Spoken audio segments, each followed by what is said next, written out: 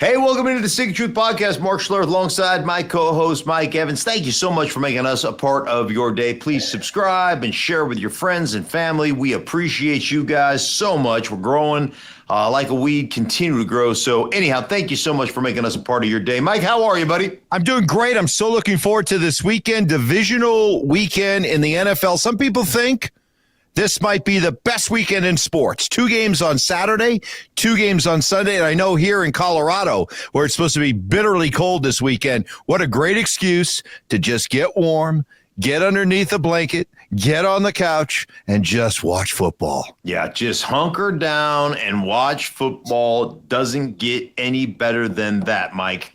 Well, let's start with the matchups. Let's just go right in order. First game on Saturday, you got Kansas City and Houston. I think the question that we're all looking forward to answer, the Chiefs are going to be rested. But did they take too much time off? They have not. Their starters have not played since Christmas. Yeah. You know what I know for a fact, Mike? The Chiefs have never won a game, regular season or playoffs, with 24 days rest. 0-0.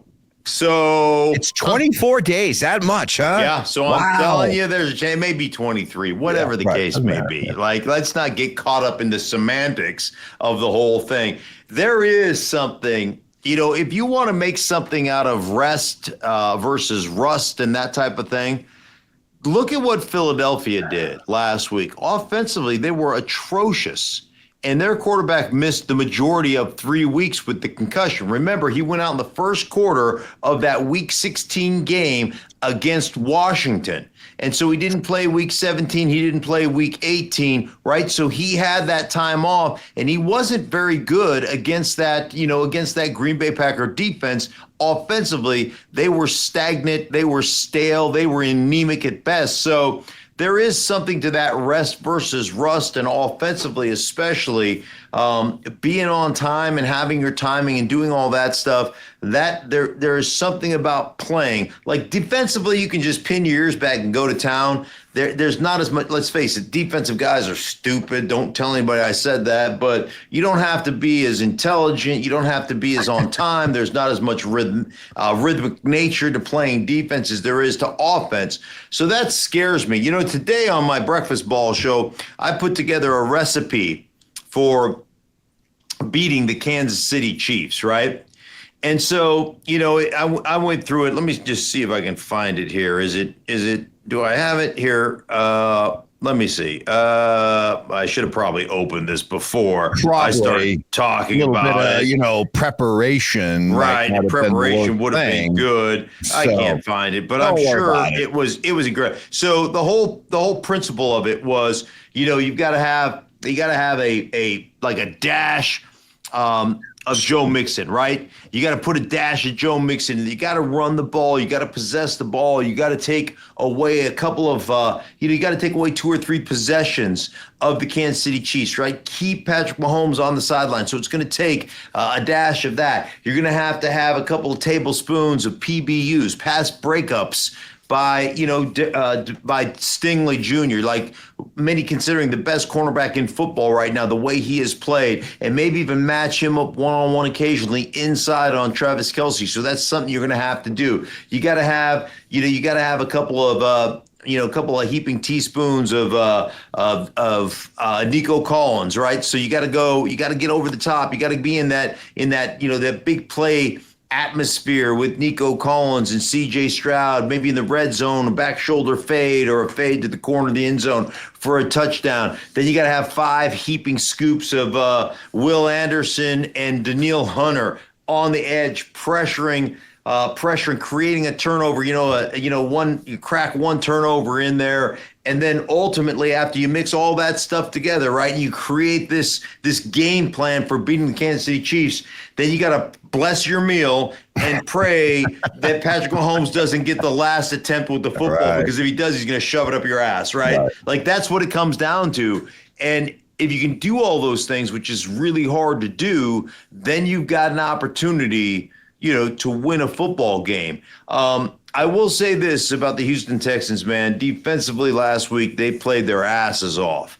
and they rushed that quarterback. They created opportunities. They turned over Justin Herbert 4 times. Like, they've got to have that kind of game plan. And I'll tell you the other thing I think is important that I left out of the recipe. C.J. Stroud converting some third downs with his legs.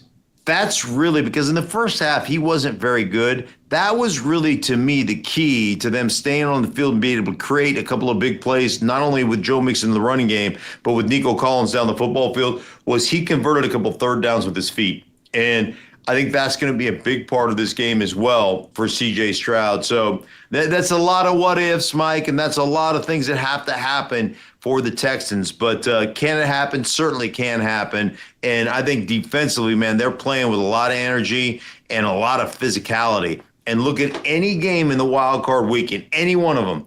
The team that came in and played with the most physical nature, right? The team that came in and dominated a line of scrimmage, that's the Texans. That's the Philadelphia Eagles did that. The Baltimore Ravens did that. You can go right down the list of teams. Team that dominated a line of scrimmage won every game. We'll get to our picks for all these divisional games here in just a little bit. Stink with a very impressive picking right up where he left off in the regular season, 3-0. In the first round of the playoffs, me 0-3. I just suck. Yeah. And, by the way, so as of right now, I am 38-18-1 at pretty much a 66.6% clip. Let's just round it up to 67. You, my friend, and this is like, I'm just going to do this math on the fly. I'm not even going to look at my calculator. You are 28-28-1, which is exactly 500. You're such a dick. Yeah. All right, let's move to the next game, Washington and Detroit. And I guess we keep waiting for Jayden Daniels to act like a rookie. But you know what? I don't think we're ever going to see it. I don't think we're going to see it this weekend. I think Washington's going to go in Detroit and give the Lions all they can handle. Yeah, you know what? You're 100% right. I mean, they are that good. Now, here's the issue that you get into. When you're playing Detroit, one thing Detroit's getting a couple of players back. They're getting Terrion Arnold back at the cornerback position, which is going to help bolster their defensive backfield. They're also getting David Montgomery back. Both were full participants in practice on Wednesday. So both those guys should play, which, for me, offensively is what I think. When I think of Detroit, I think about what they do offensively and how they complement their defense. Their offense is so good at controlling possessions, running the football, throwing it over your head with Amon-Ra St. Brown and Laporta and Williams and all their guys on the offensive side of the ball, and then the trick plays that come into focus. But with their two running backs in Gibbs and Montgomery back, like, they've got this incredible balance between big time plays over the top, their passing game, their trick play game, and just being able to pound you with their running game and that awesome offensive line. And what that does for you when you get that lead in any game, it allows you defensively to play that man-to-man coverage and to have a couple of free players in that man-to-man, especially Kirby Joseph on the back end that can create turnovers, can intercept the football. So, listen, I think it'll be close for a while, but eventually Detroit just leans in on you, just pushes on you, that offensively they start to roll. And I think they end up winning this game. But what Washington has done, and you said it, man, rookie quarterback, that everything is on his shoulders. I mean, when they break the huddle or when they go to a game, they're just like, hey, Jayden Daniels, go win this thing for us. And even last week, man, he didn't scramble for great yardage, but he scrambled and converted. There was a 3rd down and 2 at the end of the game where he scrambled and converted that. It looked like he was getting Cansey. It was about ready to sack him. He just got his towel off his. Remember that? Kalijah Cansey. So he just gets the towel off and he converts the 1st down. The kid has just been absolutely awesome. And I think I've said this before, but I'm going to give Dan Quinn a lot of credit. Usually defensive coaches always want to err on the side of defense, right? Protect my defense, protect my defense. Dan Quinn said, screw my defense. Like, my defense is not what's going to win us football games. The quarterback's going to win us football games. And so screw them. We're going for it on fourth down. There could be more fourth down attempts between Dan Quinn and Dan Campbell in this game than any game in NFL history. It may be five, there may be 6, 7 fourth down attempts on each side. I think the punters can just stay home. I don't think they're going to be required at all. But I'm glad you brought that up about Dan Quinn, because I remember a few years ago here in Denver when they had one of their seemingly every other year coaching vacancies, we were talking about Dan Quinn. And I know you were always a Dan Quinn fan. I was a Dan Quinn fan. And one of the arguments against Quinn was, well, he's a defensive guy. I went, wait a minute, hold on a second. You're talking about a guy who was a head coach in Atlanta when they scored over 540 points and Matt Ryan was an MVP. I mean, this is a guy who understands the importance of offense. And if he's got an offense that can go and a quarterback that can make it happen, he's more than willing as a defensive guy to get out of the way. By the way, he would have won that Super Bowl had he leaned on that defensive principle. But he was like, Kyle, take it away. Do whatever you want. We don't care. And they were up 28-3? Yeah. And they still were playing that high-flying style of all. If he'd have just said, no, we're going to shut it down. We're going to just grind it out. It's 3 yards in a cloud of dust. We're going to punt.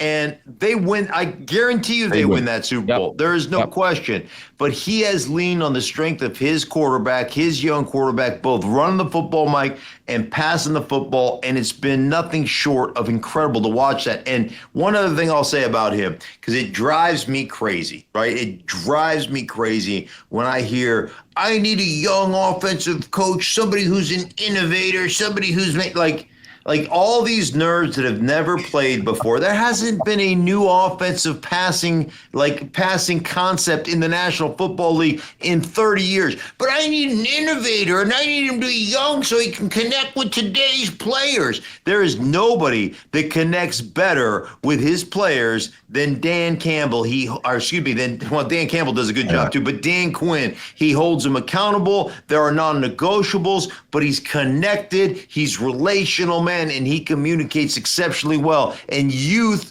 and your age have nothing to do with whether you can communicate or whether you can't communicate. That's stupid. Yeah. In your thirst, your quest to get that young, hot, innovative coach, be careful what you wish for, because you might end up with Mike McDaniel wearing capri pants on the sideline. Very quickly, you guys had this debate on your TV show. Who would you prefer, Jayden Daniels or Jared Goff? What was the result of that debate? I think most everybody, other than me, went with Jayden Daniels. That's what I figured. So I think everybody else took Jayden. I took Jared Goff because Jared Goff is a tried and true, beat you from the pocket when pressure's on, know exactly where I want to go with the football. I am going to be on schedule 70-75% of the time. And ultimately, Mike, you know this as well as I do. When it comes to winning playoff games and winning championships, I will go with a guy that operates from the pocket. Even though Jared Goff couldn't outrun me, I would go with Jared Goff. Now, if you're saying, if the question is, who would be your long-term answer at the quarterback position? Like if you were starting a franchise today, who would that be? Then my answer would probably be Jayden Daniels, because what he is as a passer as well as a runner and what he could afford you for the next 10, 12 years, I think that's probably the direction I would go. But right now, come playoff time, if you're asking me or pressing me, I would say I would take Jared Goff right now because of the way he plays. But let me ask you this. Here's a great question for you. If you put Jared Goff on Washington and put Jayden Daniels on Detroit, would Washington be in the playoffs right now with Jared Goff running that offense? Because I think that Jayden Daniels would have that offense in Detroit in the playoffs. Would Jared Goff be able to do it with Washington's offense? It's a great question. Boy, you're really insulting Goff if you say no. I don't want to do that. Goff's been really good. They're a playoff team, but they're not as dynamic looking as they are right now. How's that? Yeah, I think that's fair. I think the other thing that people don't realize is how talented Washington actually is on the offensive side. Yeah, you're still throwing to, you still got Terry McLaurin. You've got Terry McLaurin, who is an awesome player. You've got Olamide Zaccheaus, who is their kind of gadget go-to guy. You've got De'Ami Brown, who's been really good here recently. You still have Zach Ertz. Yeah. You've got some Austin Eckler. You still have players. I'm with you. I think he goes to the playoffs. But boy, it's an interesting question. Let's move on. The Sunday games, Philadelphia and the Rams. Bookgate.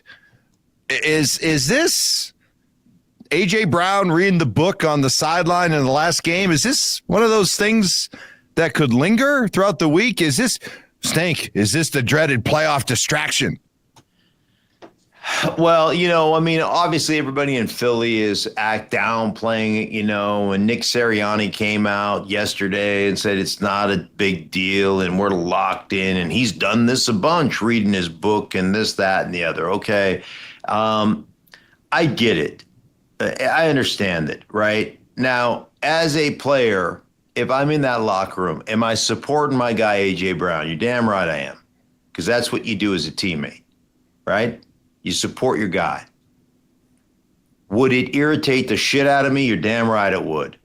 And the other thing that would irritate me is I have to answer questions about that stupidity. Well, you wouldn't answer questions because your offensive lineman never spoke. I would have to answer questions. My wife would be asking me, my kids, when I go out to dinner, okay. And the locker room, everybody's trying to get the scoop, right? It's like a what do they call that? Conga line. Like the reporters just going What'd you think about A.J. Brown reading the book? The next guy. What'd you think about A.J. Brown? They can't wait to get some controversial little soundbite, right? And then you got right there. Right. Then you got to hide in the training room, or you got to hide in the weight room, and you can't. It takes you out of your routine. It is. That whole thing, Mike, you can say whatever you want, like I've done this before. That is a look at me. Look at the attention that I deserve. Look. Meanwhile, Saquon Barkley could have taken one 70 yards to the house, and what does he do? He slides down like it's team first. I don't have to go get these yardage. It's just one of those selfish diva wide receiver. I've only gotten one target or one catch. Look at me. I'm not involved in the game plan, and you can sit there and say, I've done this before. Ultimately, maybe you've done it a time or two before. But listen, I played for a long time. I covered this league. Don't feed me that line of shit. Like you are upset with your role in that particular game, and you wanted some attention, and you got it. You got your little attention. But listen, if Philadelphia is worried about taking books out to the sidelines so they can prove everybody wrong, and look, we're all doing it. I hope you get your ass kicked. So let me use what we started this podcast by talking about here. We were discussing the idea of Kansas City being rusty, and you thought it might show up on offense. Jalen Hurts, last week's action was his first since the middle of December. So do you think he got that rust kind of knocked off, and that you'll see a much better Jalen Hurts this weekend and a much better Philadelphia offense because of that? I do think we'll see a better Jalen Hurts and a better Philadelphia offense, but make no bones about it, Mike. Jalen Hurts has one 300-yard game on the season passing. And it was September 22nd against the Saints. Everybody's got 300 yards against the Saints. Mm-hmm. The Saints, they are awful. So, it hasn't happened since September 22nd. Ultimately, they don't need him to be great. They don't. They need Jalen Hurts not to turn the ball over. That's it. End of story. Don't turn the ball over, and guess what? We will win football games. Do I think they'll be better as an offense? Yes, I do. I do think they'll be better, Mike. I do think they'll be I think they'll be more efficient. And obviously that layoff hurt Jalen a little bit because offensively their passing game was non-existent. I think it will be better. But make no bones about it. This team is about run the football, get Saquon involved, get the quarterback involved in the run game and the RPO game, and then you know what? See if you can create a couple of big plays off of that. On the other side, the Rams Monday night against Minnesota, I'll admit I didn't see that performance coming. They were that proverbial buzzsaw. I'm just wondering, was that the perfect storm for the Rams? Do you think that what they did on Monday is transferable to go across country in the cold and bring it out on the road? Did they show you something? Did they show you something you didn't think they possessed?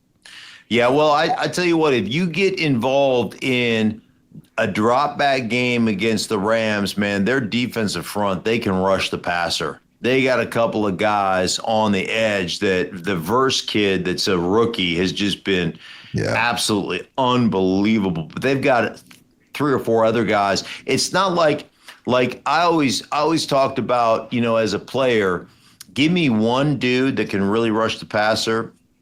We don't have an issue taking that guy out. Like we have ways, we've got ways of handling that one dude.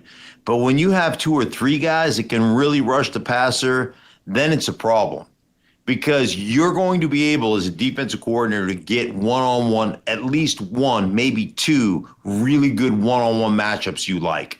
And that's what the Rams are able to do. Now, how do you avoid that? Throw the ball when you want to throw the ball, not when you have to throw the ball. That's the key. Throw it when you want to throw it. Because when we can do that, when we can run the football, when we can set up our play action, when we can throw it on 1st down and on 3rd down and 4, pop a run and convert, then all that one-on-one stuff, all those pass rushers become rendered useless. And so that's going to be the key in this game for the Philadelphia Eagles. Now, it's supposed to be wicked cold in Philadelphia, supposed to have some snow in Philadelphia. They say it's going to be the coldest day in 2 years in Philadelphia. And I think ultimately that lines up to be in favor of the Philadelphia Eagles. Finally, Baltimore, Buffalo. And man, it is a shame that the MVP voting is already done because it would be great to just say, hey, we're going to suspend the MVP voting till after this game. And whoever emerges probably ends up being your MVP. But this is going to be the true test of it. Baltimore and Buffalo. Another topic I saw on your TV show, Breakfast Ball. Who has more pressure on him going into this game, Lamar Jackson or Josh Allen? To me, it's a no-brainer. It's Lamar. You got 2 MVPs, perhaps a 3rd. At some point, you got to back it up with a championship. Yeah, I'm with you 100%. We said this at the beginning of the season, caused a controversy in Baltimore with all the Lamar stands. Like, there's nobody that's got more pressure on him than Lamar, right? Of course. And, I'm a racist and, whatever. Just speaking the truth. Right. Lamar's got a ton of pressure on him. Now, Lamar's got a ton of pressure because he has not performed last week, notwithstanding. He has not consistently performed in the playoffs. Going into last week, he had 9 total touchdowns, 9 total turnovers, completed 57% of his passes. He hasn't been good. Last week, right, 2 touchdowns, no turnovers, completed a high percentage. He moved it from 57% total to 59% total. But still, historically, he's not been great statistically in the playoffs. Josh Allen's been unbelievable in the playoffs, but they don't have a great record in the playoffs, right? He's lost a lot of games in the playoffs. So, but it wasn't like in Baltimore, you can make an argument that their losses were really Lamar's fault. It was, hey, put on Lamar's shoulders and Lamar didn't perform. In Buffalo, it's, hey, man, our quarterback performed exceptionally well. Going into the last week, 21 touchdown passes, 4 interceptions. So if you couple last week together, you had 2 last week. So it's 23 touchdowns and only 4 interceptions. So Josh has performed well. It's more pressure on the Buffalo Bills. Right? Buffalo Bills have been the failure, not Josh Allen, where in Baltimore's case, it's been Lamar Jackson has been the issue. But the point for me is going into this game, who would I rather have? In this game, I'd rather have Lamar because I think that matchup favors the Baltimore Ravens. I think their run game favors the Baltimore Ravens. I think the way that Buffalo loves to play with nickel and dime, nickel being 5 defensive backs, dime being 6 defensive backs, they like to play you in small people. And that means, hey, when we get to heavy formations, 2 tight ends, a fullback, and a tight, like oftentimes they want to match you in their nickel personnel. And if they do that like they did in week 4, they're just going to get run through like shit through a goose. I mean, in that game, week 4, when they played the Buffalo Bills, when this game went on, it was 35-10, and Baltimore had 300 yards or close to 300 yards rushing. Like, I think this matchup favors the Baltimore Ravens. Well, then let's get into kind of the X's and O's of it, because we just watched the Broncos, who we follow very closely, go to Buffalo and fail. But their intent was they really felt good going into the game, their ability to run the football, so much so that in the third quarter, coming out the first 2 possessions, they ran on first down, ran on second down, and still left themselves with 3rd and 5 that they didn't convert. A lot of second guessing towards Sean Payton, but you went back and looked at the film and said, no, that was the right call to try to run the football because of that small look that Buffalo gives. So does Buffalo adjust? Do we see Buffalo adjust to what happened the last time they played the Ravens? Well, I think ultimately they're going to try to play that way. And, maybe they do adjust. Maybe they come out and play a different style. But like when you talk about, even if you're talking about just lining up and playing, the Baltimore Ravens have a huge size advantage. Their fullback's 315. Their starting right guard is 380. I mean, and they come off the ball, Mike. So just from a pure size standpoint, even if they match up in base, which they don't play a lot, but if they do decide to go, hey, let's go to base and bring in an extra linebacker, their linebackers are 225, 230. Like Baltimore still has that advantage, and they did a great job. They got a couple inside players. Ed Oliver's a great player, has a really good sense for the football. They've got some good inside players. Milano's playing really well. He reads blocking schemes exceptionally well and stuff. So, obviously they've been really, really good. But I just think that run style and what the quarterback does, anytime the quarterback runs read zone stuff and it's Lamar, it's amazing to watch the lack of constriction you have on the side that he fakes on. So if he decides to keep the ball, like even if he doesn't, if he hands it off, but he's on that side, everybody on that side of the football field does not constrict. They don't chase. They sit and wait. And so it creates these cutback lanes. And when you're Derrick Henry and you get a seam with a cutback, and all of a sudden you're a DB and you're like, oh shit, here he comes. Like that dude's not human. He's a cyborg. And so those are the things to me that favor the Baltimore Ravens in this particular game, the way they run the game and kind of the matchups they get in this thing. But you went back to Denver. Man, Denver had great lineup, a great advantage matchup wise, and couldn't take advantage of it at all. They busted blocking schemes. They couldn't get it called right. And I just have a lot more faith in the Baltimore Ravens. And I will tell you this, I go back to my day, and Mike Shanahan, we used to call him the Fire Marshal Bill. And if you try to match up our base with your nickel, or you try to play 2 high safeties, Mike Shanahan would have been he would have had a conniption on the sideline. He'd be like, the unmitigated gall. These motherfuckers think they can line up in 2 safeties. They think they can line up in nickel or dime and stop our running game. We're going to shove it up their ass. He would go to town. And I have to feel like Baltimore feels that way. Are you kidding me? You think you're going to stop our run game by playing a 2 high safety shell? We're going to shove it right up your gullet. So that's kind of how I feel they're going to approach this. We'll see how it plays out. All right, let's get to our picks. Not only who you think will win, but against the spread. I'm already down 3-0 for the pick, so I need a big week. There's no doubt about it. So I'm not going to bet against the Kansas City Chiefs, even with this long layoff. Andy Reid has proven to be a master coming off of bye week. So Kansas City -8. I know that all of America wants somebody to step up and beat the Chiefs. The national nightmare is the Chiefs winning another Super Bowl. It's not going to be Houston. Give me the Chiefs -8.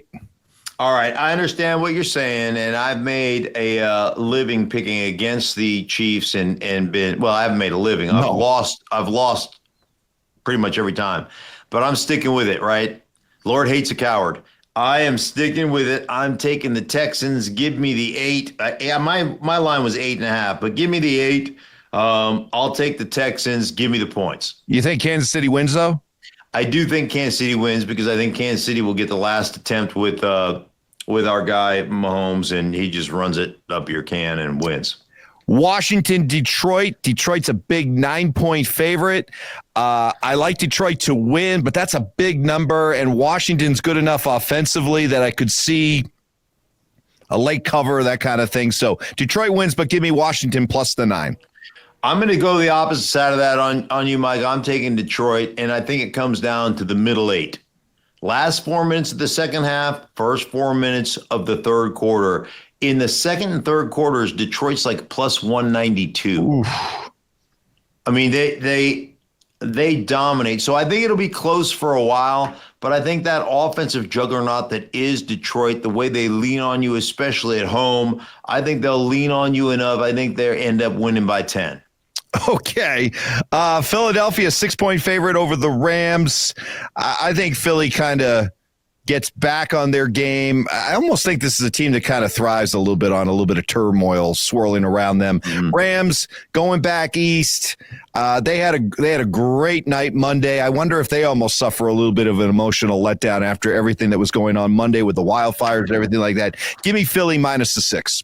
You know what? I think I'm gonna go with you on that. I like Philly coming off they knocked off the rust last week. They were dominant, physically dominant, especially on the defensive side of the ball. The Rams on a little bit of a short week. I'm gonna go with Philly to win that game. Give me Philly. I'll give the 6.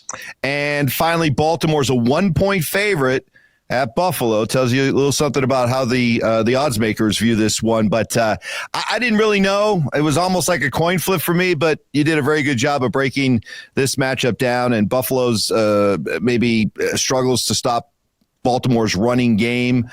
Give me Baltimore minus the 1.